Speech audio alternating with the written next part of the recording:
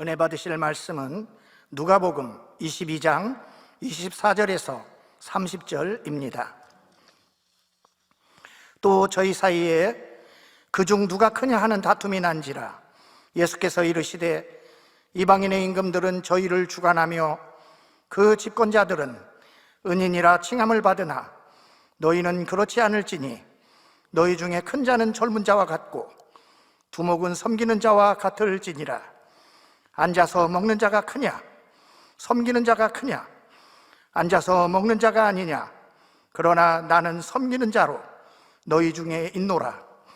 너희는 나의 모든 시험 중에 항상 나와 함께한 자들인즉 내 아버지께서 나라를 내게 맡기신 것 같이 나도 너희에게 맡겨 너희로 내 나라에 있어 내 상에서 먹고 마시며 또는 보좌에 앉아 이스라엘 12지파를 다스리게 하려 하노라. 아멘.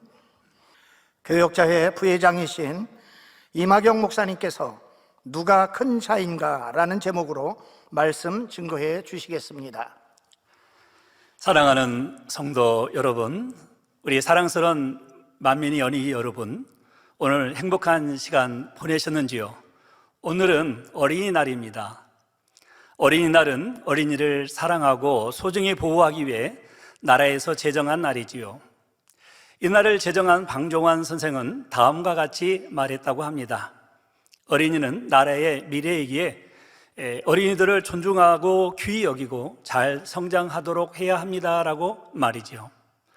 그렇습니다. 어린아이들은 순수하고 단순하게 무엇이든지 보고 들은 것을 그대로 받아들여 인성이 형성되기 때문에 좋은 것만 보고 들을 수 있도록 해야 합니다.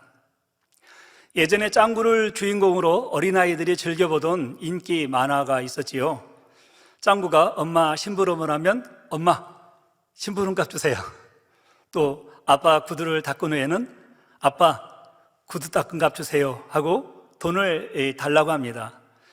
이렇게 어린아이들이 만화에서 짱구가 하는 행동을 보고 그대로 따라서 하는 것을 본 엄마들은 충격을 받아서 그 만화를 보지 못하게 했다고 하지요. 착한 어린이들이라면 부모님을 도와드리고 심부름하는 것은 당연한 일인데 말입니다. 우리나라 전래동화 공쥐 팥쥐전을 보면 공쥐의 어머니가 일찍 돌아가셔서 새 엄마가 집에 들어왔습니다. 집에 들어온 새 엄마와 동생 팥쥐가 자신을 구박하고 힘들게 하였지요.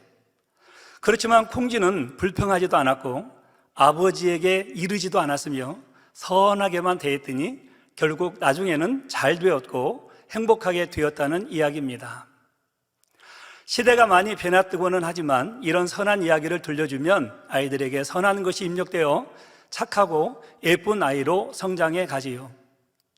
그러기에 우리 자녀들이 주님 안에서 하나님 말씀과 기도로 성장해 간다면 험한 세상 가운데서도 지킴받고 어디를 가나 사랑받고 칭찬받는 존귀한 자녀로 자라게 됩니다. 성도 여러분, 오늘 말씀의 제목은 누가 큰 자인가입니다. 본문에 보면 예수님의 제자들이 누가 더 큰 자인지를 놓고 다투는 장면이 나오지요. 수많은 무리가 예수님을 붙잡는 가운데서도 특별히 12제자로 뽑힌 그런 사람들이기에 그것만으로도 자부심이 컸을 텐데 제자들은 그 안에서도 누가 더 큰 자인지 따져보기 원했던 것이지요. 그러면서 큰 자의 기준에 대한 논란이 있었을 것입니다. 나는 나이가 제일 많으니까, 또 나는 제일 먼저 불러주셨으니까, 혹은 내가 배움이 더 많으니까 내가 더 큰 자다라고 할 수도 있었겠지요. 또한 중요한 재정관리를 내게 맡겨주셨다거나 예수님께서 어떤 일을 하실 때는 나를 불러 명하시는 경우가 많으니 내가 더 크다 할 수도 있었을 것입니다. 이런저런 이유를 대며 앞으로 예수님께서 영광을 얻으시게 되면 서로 자신들이 더 좋은 지위를 차지하고 인정받으려 했던 것입니다. 마태복음 20장 20절 이하를 보면 야고보와 요한의 어머니가 예수님께 나와 간구하는 장면이 나오지요. 이 나의 두 아들을 주의 나라에서 하나는 주의 우편에 하나는 주의 좌편에 앉게 명하소서라고 부탁드리는 것입니다. 여러 제자들 중에서도 자신의 두 아들이 장차 예수님의 좌우편에 앉는 가장 존귀한 위치에 오를 수 있도록 미리부터 약속을 받으려고 하는 것이지요. 영으로 변화되기 전에는 예수님의 제자들이 이렇게 서로 높아지고자 했던 것처럼 대부분의 사람들은 높임받는 위치를 원합니다. 세상 사람들이 생각할 때는 어떤 사람이 큰 자입니까? 왕이 다스리는 나라에서는 머리된 왕이 제일 큰 자이며, 군대에서는 대장이나 참모총장이 큰 자요, 회사에서는 회장이 크다 할 것입니다. 부와 명예와 권세 등을 많이 가진 것을 보고 다른 사람보다 크다 인정하는 것이지요. 그러나 부귀영화로 인정을 받는다 해도 그것이 영원할 수는 없습니다. 요즘은 수명이 길어져서 100세 시다라 하지만 시편 90편 10절을 보면 우리의 연수가 70이요 강건하면 80이라도 한 것처럼 기껏해야 이 땅에서 70년 혹은 80년 정도만 누릴 수 있지요. 그나마도 어떠한 어려움을 만나면 순식간에 잃어버릴 수도 있고, 더구나 이 땅에서 큰 자라 인정을 받는다 해서 영원한 천국에서도 큰 자가 된다는 보장은 없습니다. 세상에서 높은 위치에 있다고 해서 사람들로부터 중심에서 우러나오는 섬김을 받는 것도 아닙니다. 자신의 유익에 따라 겉으로는 존중하는 척할 뿐 속으로는 무시하고 싫어하는 경우도 있지요. 또한 자신에게 유익이 될 때는 깍듯하게 섬기는 것처럼 보이지만 상황이 변하여 자기 유익에 맞지 않으면 전에 섬기던 사람을 멸시하며 대적하기도 합니다. 그러니 진정으로 큰 자가 되려면 먼저 하나님 앞에서 인정을 받아야 하지요. 하나님 앞에서 인정받는 사람이라면 영적으로나 육적으로나 큰 자가 될 수 있고, 이 땅에서뿐만 아니라 천국에서도 영원히 큰 자가 될 수 있습니다. 이 설교는 사랑하는 당회자님께서 2006년에 증거해 주신 누가 크냐라는 말씀을 기초로 준비를 했습니다. 오늘 말씀을 통해 여러분 모두가 하나님 앞에서 큰 자로 인정받으며 이 땅에서도 또 하늘나라에서도 존귀한 분들이 되시기를 주님의 이름으로 기원드립니다. 사랑하는 성도 여러분, 하나님 앞에서 큰 자는 첫 번째 자기를 낮추고 섬기는 사람입니다. 마태복음 18장 4절에 그러므로 누구든지 이 어린아이와 같이 자기를 낮추는 그이가 천국에서 큰 자니라 하셨습니다. 영적인 어린아이는 순수하며 단순하며 교만하지 않습니다. 이런 마음을 가진 사람들이 천국에서 큰 자가 된다고 하셨지요. 또 마태복음 20장 25절에서 27절에 보면 이방인의 집권자들이 저희를 임의로 주관하고 그 대인들이 저희에게 권세를 부리는 줄을 너희가 알거니와 너희 중에는 그렇지 아니하니 너희 중에 누구든지 크고자 하는 자는 너희를 섬기는 자가 되고 너희 중에 누구든지 으뜸이 되고자 하는 자는 너희 종이 되어야 하리라 하셨습니다. 자, 이런 말씀들은 세상 사람들의 생각과는 반대인 것처럼 보이지요.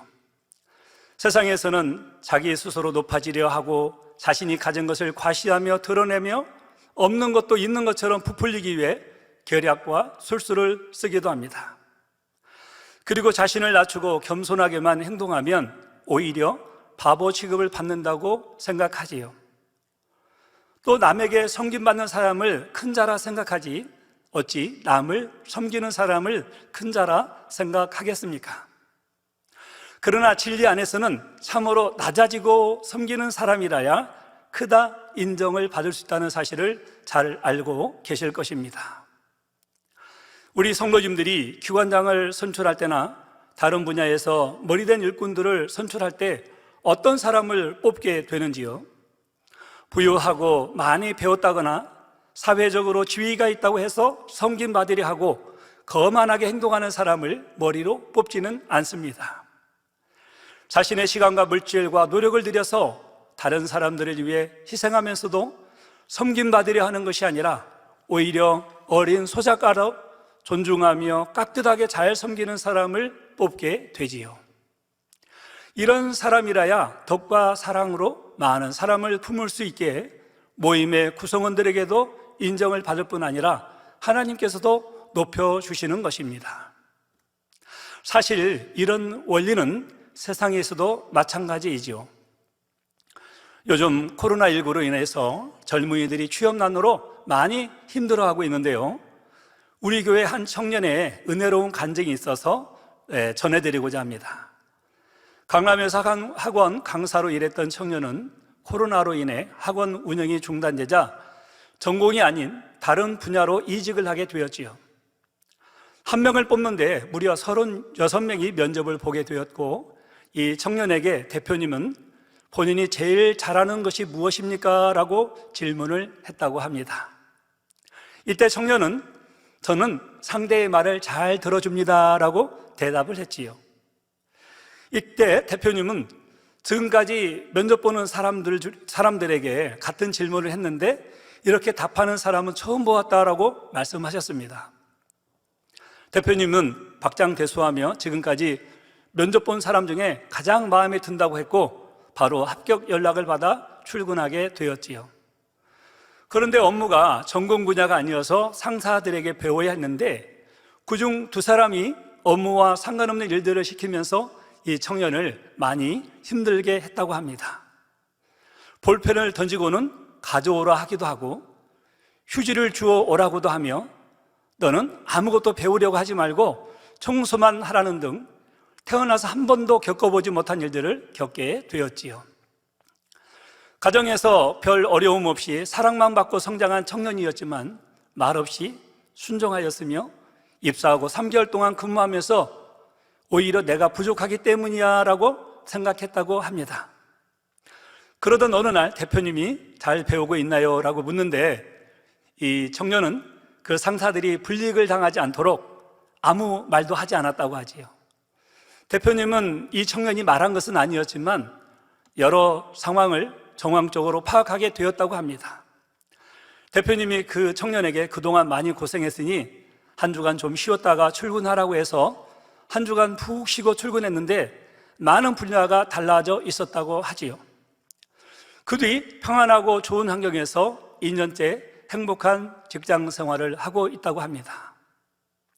이와 같이 상대가 나를 괴롭힌다 해도 윗분에게 고하지 않았고 오히려 모든 것을 내 탓으로 돌리고 자신을 낮추며 섬기는 청년의 모습에 대표님께서는 감동을 받으셨던 것입니다.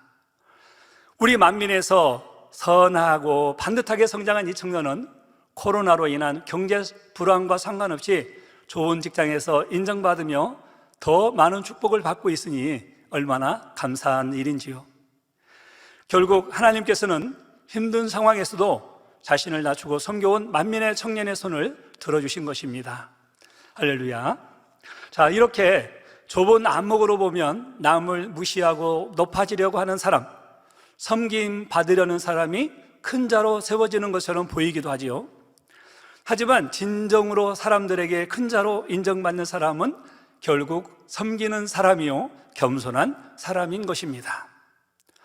물론 어둠에 있는 사람들은 빛을 싫어하고 어두움을 더 좋아하기에 빛 가운데 행하는 사람들이 처음에는 무시당하는 것처럼 보이기도 하지요. 그러나 마음 중심에서 겸손하게 섬기는 사람이라면 세상에서도 반드시 인정받게 되고 하나님께서 그를 높여주시는 것을 봅니다. 창세기에 기록된 인물 요셉은 아버지의 야곱의 집에 있을 때 형제들을 섬기기보다는 자신을 자랑하고자 하는 마음이 컸습니다. 형들을 이해하기보다는 형들의 허물을 아버지에게 이르기도 했습니다. 그 결과 어떻게 되었나요? 형제들의 사랑을 받고 높아지는 것이 아니라 오히려 형제들의 시기 질투로 인해 애굽의 노예로 팔려갔습니다. 그 애굽에서의 삶은 어땠을까요? 아버지 집에 있을 때와는 반대로 주인과 주변 사람들을 열심히 섬기고 희생하는 진리의 삶을 살았지요.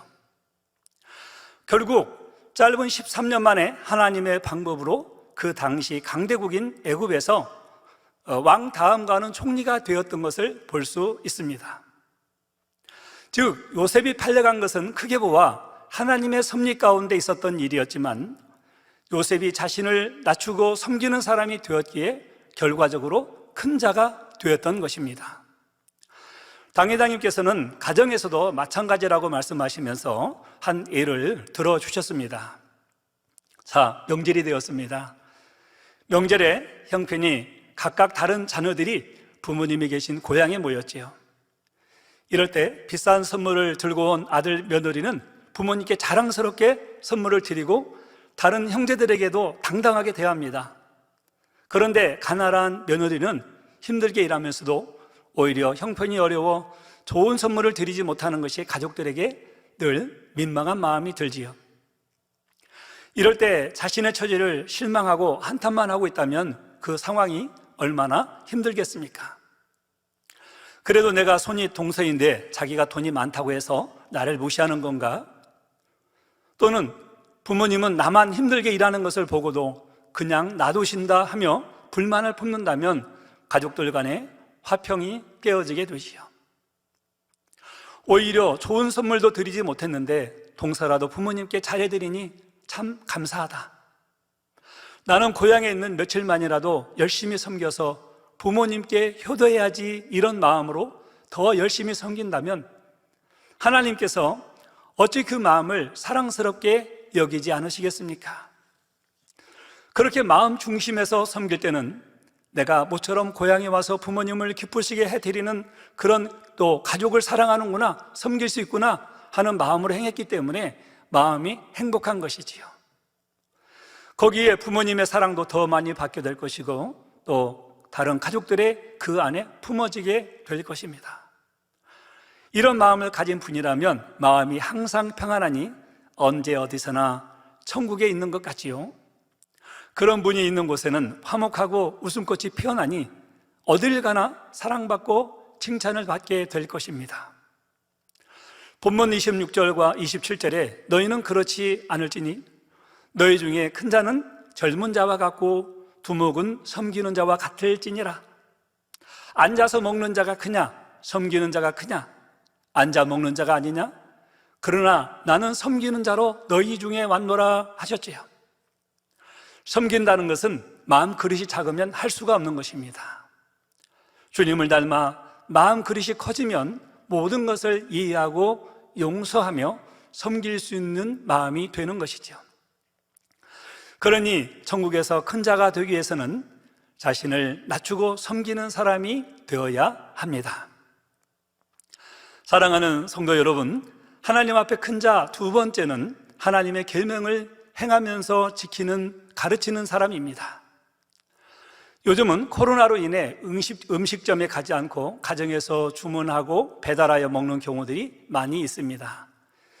SNS에 배달원을 대하는 아버지를 본 아들이 감동적인 글을 올렸는데요, 이 소박하지만 상대 입장을 생각해 주는 마음이 얼마나 큰지 느껴보시면 좋겠습니다. 나이 30이 된 취업 준비생인 아들이 도서관에서 집에 돌아왔을 때 아버지께서 오랜만에 장방국수와 족발을 배달 주문했다고 합니다. 그런데 주문한 지 1시간이 지나도 음식이 도착하지 않아 아들은 짜증이 나서 가게로 전화를 걸었더니 가게에서 출발한 지 30분이 넘었다고 했지요. 비가 많이 온 날인가 봐요. 비가 많이 와서 그런가라는 생각으로 무료하게 30분을 더 기다렸는데 마침내 초인종이 울렸고 아들은 배달원에게 따지려는 마음으로 문을 열었습니다. 문을 열고 배달원의 모습을 봤는데 이 배달원의 모습이 말이 아닌 거예요. 비에 흠뻑 젖어 있고 많이 흐트러져 있었던 것입니다. 배달원은 아드님을 보자마자 죄송합니다. 제가 오던 길에 오토바이가 빗길에 미끄러져 넘어져서 수습하고 오느라고 늦었습니다. 대신 음식값은 받지 않겠습니다 라고 말을 했지요. 그 음식은 먹기에 민망할 정도로 엉망이 되어 있었다고 합니다. 그런데 이 상황을 본 아버지가 현관으로 나오시더니 이렇게 말씀하셨다고 합니다. 미안해요. 우리가 비가 많이 오는데 음식을 시킨 저희 탓이지요. 어디 다치지는 않았나요? 당신의 책임감으로 오늘 우리 부자가 음식을 먹을 수 있게 되었어 라고 하시면서 아버지는 그 배달원에게 음식값은 물론이고 세탁비까지 건네주었다고 합니다. 그러자 베드로는 펑펑 눈물을 흘렸다고 하지요. 베드로를 대하는 아버지의 모습을 보고 아들은 아버지가 무척 자랑스러웠다고 합니다. 또 고마울 일 하나 없는 코로나와 무직 상황에서도 이상하게 감사하는 마음이 흘러나왔다고 하지요. 성도 여러분, 저도 이 내용을 듣고 읽으면서 참 많이 은혜를 받았습니다. 여러분들은 무엇을 느끼셨습니까? 만약 내 앞에 같은 상황이 펼쳐졌다면 과연 나는 어떻게 행동했을까요? 저는 이 내용을 읽으면서 가슴이 뭉클했고 눈시울이 뜨거워졌습니다. 굳이 말을 하지 않아도 아버지의 선한 행함의 자체가 그 아들에게 산 교육이 된 것이지요. 사람의 가치가 돋보이는 것은 어려운 상황에도 변함없는 마음과 겸손한 마음으로 낮은 곳에서 사람을 섬기고 배려하는 행함인 것입니다. 이 얼마나 큰 마음의 소유자입니까? 그 행함에서 내 이웃을 내 몸과 같이 사랑하라 하는 말씀을 실천하고 있지 않습니까? 저는 위의 음식 이야기를 보며 갑자기 당회장님 생각이 참 많이 났습니다. 음식점에 가셔서 식사를 하실 때도 반찬이 떨어졌으면 더 달라하지 말고 직원들이 힘들 테니 남아있는 다른 반찬으로 먹자고 하셨다고 하지요. 값을 지불하니 당연히 맛있는 반찬은 더 달라고 해도 누가 뭐라고 하지 않습니다. 그러나 사랑하는 당회자님께서는 이렇게 항상 상대 입장에서 배려하시는 분이십니다. 또한 약 20년 전에 제가 불순종한 분야가 있어서 당회자님께 중보 기도를 받으러 갔던 일이 있었습니다. 이때 당회자님께서는 중보 기도를 해주시고 함께한 가족에게 아버지 하나님의 따뜻한 사랑을 느낄 수 있도록 저희들을 품어주신 것입니다. 사실 저희 가족은 어떻게 보면 민망한 마음에서 당회장님 얼굴을 제대로 볼 수도 없었지만 그 사랑하는 당회장님의 사랑에 잘 살아야겠다고 다짐하고 또 지금까지 달려왔던 시간이 되었던 것이지요. 억지로 마지못해서 하신 것이 아닌 그 모습 자체가 바로 우리 당회장님의 일상이십니다. 당회장님께서는 말씀을 가르치시는 것으로 끝나지 않으시고 몸소 항상 사랑을 행해 주신 것입니다. 마태복음 5장 19절에 보면 그러므로 누구든지 이 계명 중에 지극히 작은 것 하나라도 버리고 또 그같이 사람을 가르치는 자는 천국에서 지극히 작다 일컬음을 받을 것이요 누구든지 이를 행하며 가르치는 자는 천국에서 크다 일컬음을 받으리라 하셨지요. 이렇게 하나님 말씀은 모두가 중요합니다. 이 말씀은 지극히 작은 거니까 행하지 않아도 괜찮아 한다거나 이것은 지극히 작은 죄니까 이 정도쯤이야 라고 가르친다면 안 된다는 것이죠. 크든 작든 하나님의 말씀이기에 다 직행하고 또 그대로 가르쳐야 한다는 것입니다. 그래서 누구든지 이 계명 중에 지극히 작은 것 하나라도 버리고 또 그같이 사람을 가르치는 자는 천국에서 지극히 작다 일컬음을 받게 된다고 하셨지요. 즉 말씀대로 온전히 행치 않았기 때문입니다. 야고보서 1장 22절에 너희는 도를 행하는 자가 되고 듣기만 하여 자신을 속이는 자가 되지 말라 하셨고 야고보서 2장 26절에 행함이 없는 믿음은 죽은 것이니라 기록되어 있습니다. 예를 들면 어떤 사람은 가르치는 능력은 좀 부족해도 말씀대로 행하는 사람이 있고 또 어떤 사람은 가르치는 능력도 있으면서 모든 것을 행하는 사람이 있지요. 이렇게 모든 것을 행하면서 잘 가르친다면 정말 잘하는 사람이라고 말씀하셨습니다. 이런 사람이 천국에서도 큰 자가 된다고 하셨지요. 그러나 아무리 계명을 잘 가르친다 해도 자신은 정작 진리를 행치 않는다면 천국에서 지극히 작은 자가 된다고 하셨지요. 성도 여러분, 이 말씀에서 또 한 가지 우리가 깨우칠 것은 천국에는 분명히 서열이 있음을 알 수 있다는 것입니다. 고린도전서 15장 41절을 보면 해의 영광도 다르며 달의 영광도 다르며 별의 영광도 다른데 별과 별의 영광이 다르도다 이 말씀처럼 해의 영광, 즉 3,000층 이상이 있고 3,000층 이상이 또 새 예루살렘도 있겠죠. 또 달의 영광 2,000층이 있으며 별의 영광 1,000층이 있는데 별의 밝기가 각각 다른 것처럼 천국에 들어간 모든 사람들의 영광과 상급이 각 사람의 행함에 따라 달라진다는 것입니다. 물론 낙원에 들어간 사람은 상급도 없으니 영광이라 하지 않습니다.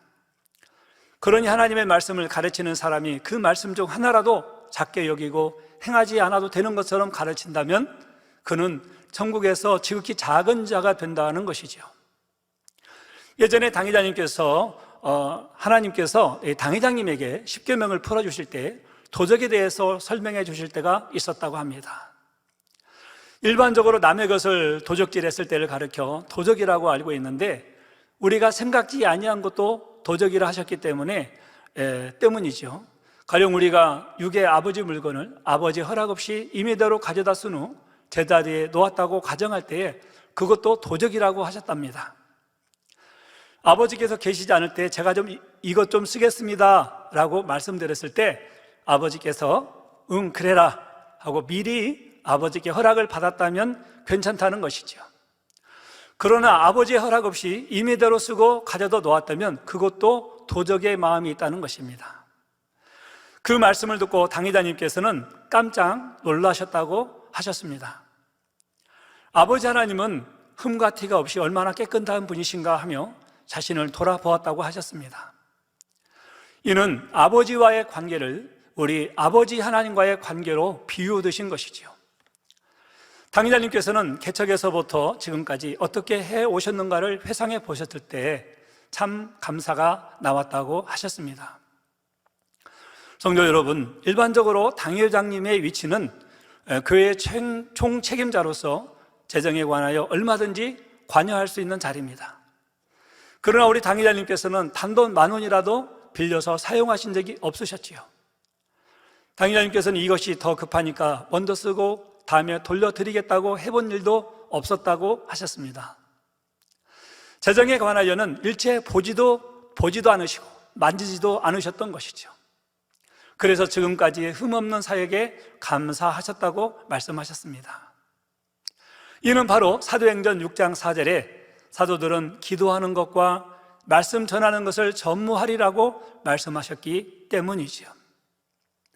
그러나 이와는 반대로 행하지도 않고 가르치지도 않는다면 그는 천국에서 지극히 작은 자가 되기에 성경 66권의 모든 말씀을 다 소중히 여기며 스스로 직행하면서 가르쳐야 합니다. 잘 가르친다 할지라도 자신은 행하지 않으면서 가르치기만 한다면 그는 결코 큰 자가 될 수 없지요. 오히려 바리새인이나 제사장들처럼 외식하는 자라는 책망만 듣게 됩니다. 마태복음 23장 25절에 화 있을진저 외식하는 서기관들과 바리새인들이요 잔과 대접의 겉은 깨끗이 하되 그 안에는 탐욕과 방탕으로 가득하게 하는도다 라고 하신 말씀 그대로입니다.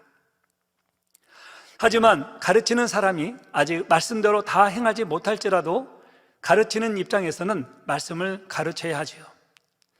지금은 온전하지 못할지라도 내가 그 말씀대로 행하고자 노력하며 가르친다고 한다면 하나님께서는 이것을 외식한다고 하지 않으십니다.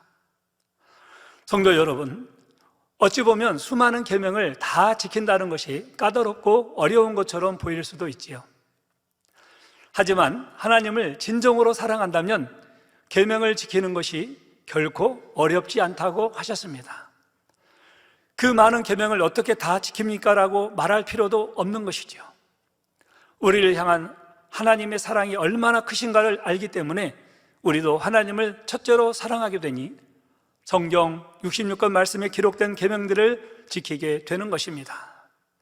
그러므로 하나님의 말씀대로 행하면서 가르치는 사람이 될 때 바로 이런 사람이 하나님 앞에 기억된 바가 되어 천국에서도 큰 자가 될 수 있다는 사실입니다. 사랑하는 성도 여러분, 하나님 앞에 큰 자 세 번째는 모든 시험 중에 항상 주님과 함께하는 사람입니다. 예수님께서 이 땅에 오셔서 고난 당하실 때에 제자들은 예수님과 함께 동행하며 예수님의 시험에 동참했지요. 예수님께서 고난과 여러 가지 어려움을 당하시는데 제자들이 무서워하고 숨어버리거나 아니면 방관자처럼 구경만 하는 것이 아닙니다. 로마서 14장 8절에 우리가 살아도 주를 위하여 살고 죽어도 주를 위하여 죽나니 그러므로 사나 죽으나 우리가 주의 것이로라 라는 중심의 고백과 함께 그 주님의 고난에 함께 동참했던 것이지요. 예수님께서 줄이시면 같이 줄였고 악한 자들에게 핍박을 받으실 때는 주의 이름으로 같이 핍박을 받았습니다. 마태복음 5장 11절에서 12절에 나를 인하여 너희를 욕하고 핍박하고 거짓으로 너희를 거스려 모든 악한 말을 할 때에는 너희에게 복이 있나니 기뻐하고 즐거워하라 하늘에서 너희의 상이 큼이라 하셨지요. 오늘 본문에 보면 예수님과 함께 고난을 받았던 사람들이 천국에서 큰 자가 되는 것을 말씀하고 계십니다.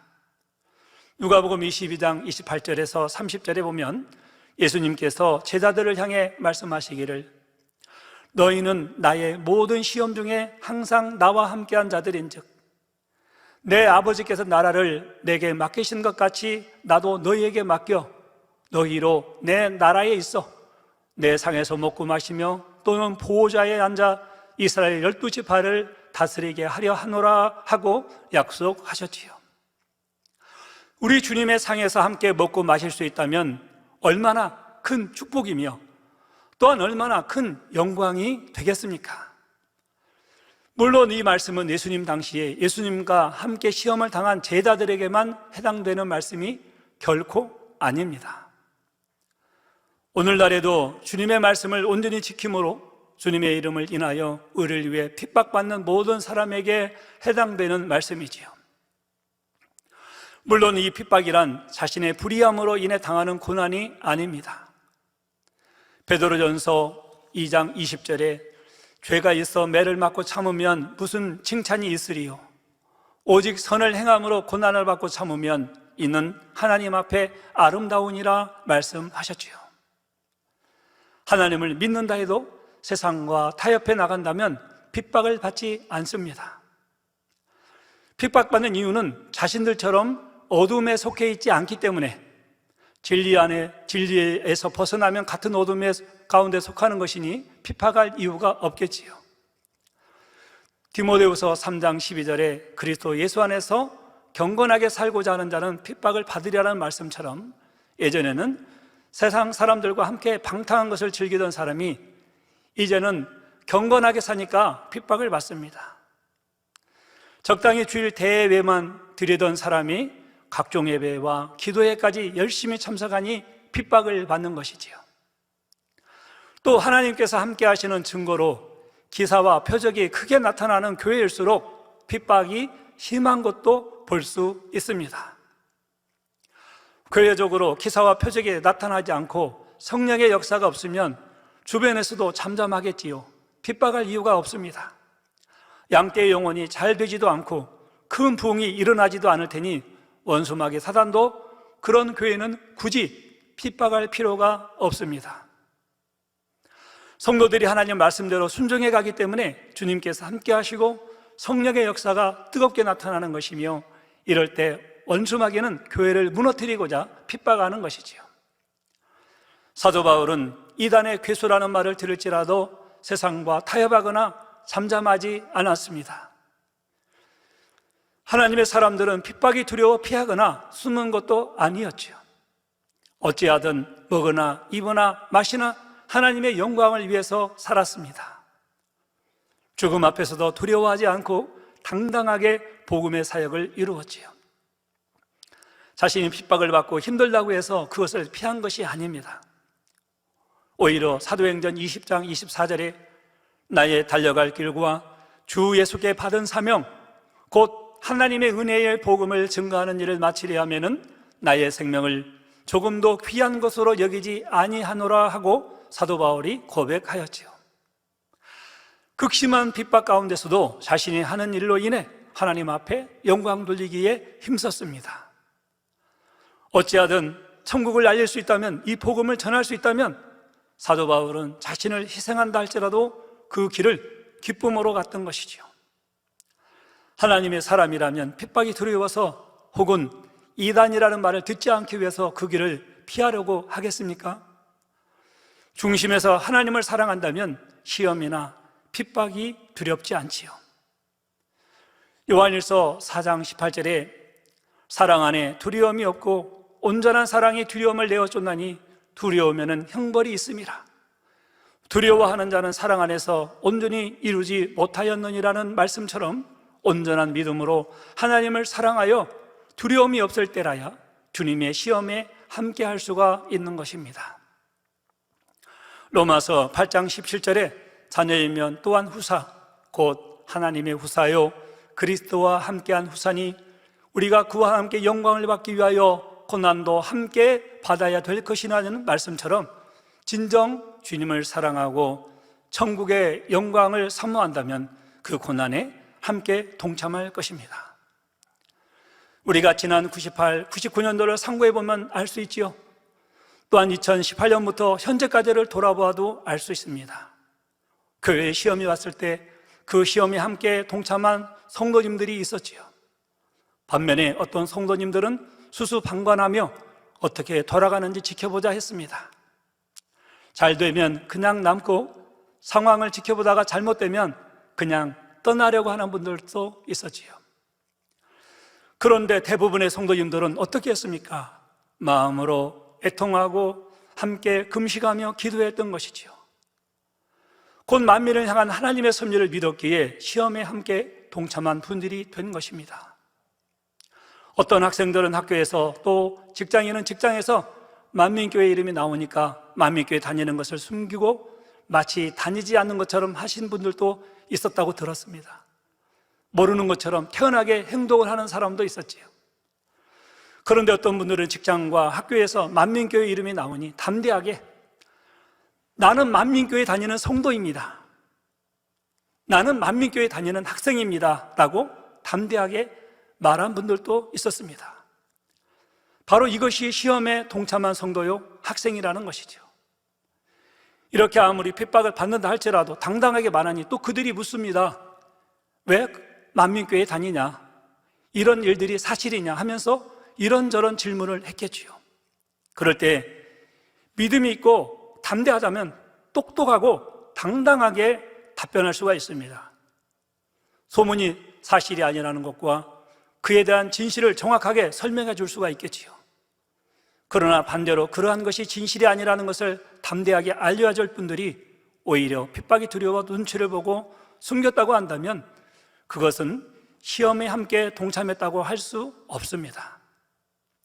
성도 여러분, 그러면 그 당시에 나 자신은 어떤 모습이었으며 또한 20여 년이 지난 지금의 내 모습은 어떠한지 점검해 보시기 바랍니다. 과연 위에 직장인처럼 그 학생처럼 주님의 고난에 함께 동참했다고 할 수가 있겠는지요? 사랑하는 성도 여러분, 우리가 하나님을 온전히 사랑하여 모든 시험에 동참할 때 반드시 주님께서 함께 하심으로 승리하게 하십니다. 또한 예수님의 제자들과 마찬가지로 천국에서 큰 자가 되게 하셔서 주님의 상에서 함께 먹고 마시며 이스라엘 12지파를 다스리게 되지요. 여기에서 이스라엘 12지파란 영적으로 믿음으로 구원받은 모든 천국 백성을 의미합니다. 모든 천국 백성을 다스린다는 것은 이 땅의 백성을 치리하는 왕들처럼 천국 백성들을 지배하고 주관한다기보다는 그만큼 존귀하여 모든 사람에게 섬김받는다는 것이죠. 이는 새 예루살렘에 들어가는 하나님의 자녀들에게 해당되는 말씀입니다. 요한계시록 22장 5절에 보면 새 예루살렘의 성도들에게 대해 말씀하시기를 저희가 세세토록 왕 노릇하리로다 했지요. 또한 주님의 상에서 먹고 마신다는 것도 역시 새 예루살렘의 자녀들에게 해당되는 말씀입니다. 히브리서 12장 14절에 모든 사람으로 더불어 화평함과 거룩함을 좇으라. 이것이 없이는 아무도 주를 보지 못하리라는 말씀처럼 마음의 죄를 다 버리지 않는 사람은 빛 자체이신 주님의 얼굴조차 뵐 수 없다는 사실입니다. 그러기에 주님의 상에서 함께 먹고 마시려면 당연히 온전한 성결을 이루어야 하지요. 또 우리 주님의 고난과 핍박에 동참할 수 있는 사람이 되어야 합니다. 두려워 피한다거나 또한 불난 이웃집 구경하는 것 같은 사람이 되어서는 절대로 안 되는 것이죠. 마음의 성결을 이룰 뿐 아니라 온 집에 충성하여 새 예루살렘에 들어갈 자격을 얻는 사람이 되어야만 합니다. 진정 이런 분들이 시험 중에 주님과 항상 함께 있다고 인정받을 수 있겠지요. 그러니 우리 성도님들은 천국에 갔을 때 주님의 상에서 함께 잔치를 즐길 수 있는 큰 자가 되시기를 기원드립니다. 사랑하는 성도 여러분, 결론을 말씀드립니다. 이 시간은 누가 큰 자인가라는 제목으로 말씀드렸습니다. 우리가 하나님 앞에 큰 자가 되려면 첫 번째, 자신을 낮추고 섬기는 사람이 되어야 된다 말씀드렸고, 두 번째, 하나님의 계명을 행하면서 지키는 사람이 되어야 된다 말씀을 드렸습니다. 셋째로는 모든 시험 중에 항상 주님과 함께하는 사람, 이런 사람이 천국에서 큰 자가 된다라고 말씀을 드렸습니다. 저희 모두는 이 말씀들을 이루어 장차 하나님 앞에 섰을 때 큰 자가 되어야 하겠습니다. 그래서 영원한 새 예루살렘에 들어가 주님의 상에서 먹고 마시며 왕 같은 권세와 영광을 누리시는 분들이 다 되시기를 주님의 이름으로 기원드립니다. 들으신 말씀 참고하시면서 다 같이 기도하시겠습니다. 사랑의 아버지 하나님, 이 시간은 누가 큰 자인가라는 말씀으로 아버지 설교를 하였습니다. 사랑하는 당회자님께 증거해 주신 이 말씀을 통해서 우리가 얼마나 큰 자가 되기를 다짐하였습니까?